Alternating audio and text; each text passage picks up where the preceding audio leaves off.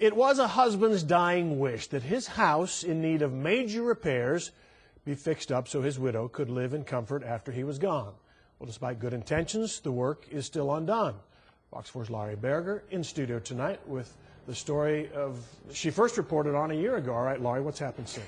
Well, Valentino Martinez died last May, unfortunately just a couple of months after our original story aired. And people came forward, they had good intentions, but the work was more than anyone had anticipated. And so, a year later, Mr. Martinez's wish is still unfulfilled.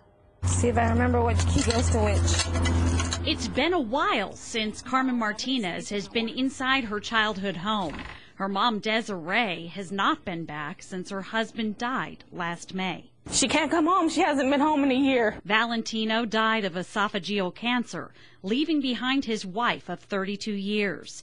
Desiree is still paying the bills, but her home is unlivable. She's a strong woman, but she's barely hanging in there. She has a lot on her plate right now. Last March, Valentino told us his dying wish to have his home fixed up so his wife, children, and grandkids could live without that worry.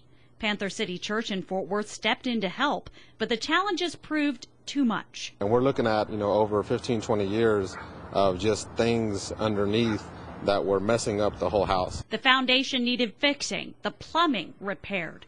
More than a year later, the project is nearly standing still. It's very hard for me to come into this house and just see how it is and how much needs to get done.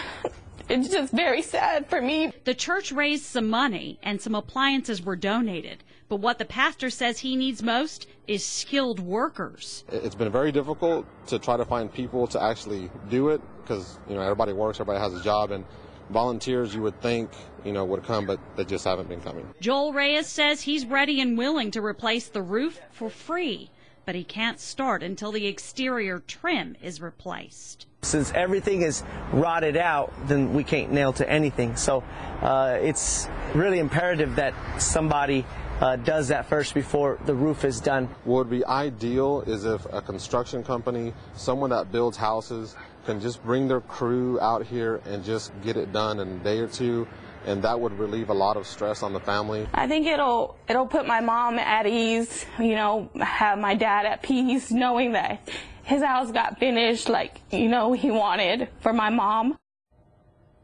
Carmen tells me that Desiree works sometimes 12 and 14 hours a day. She's living with one of her daughters. Some of her relatives have tried to do some of the work, but none of them really knows exactly how to do it. The entire family is hoping that somebody can help them finish what they started. Steve. All right, Laurie, thanks.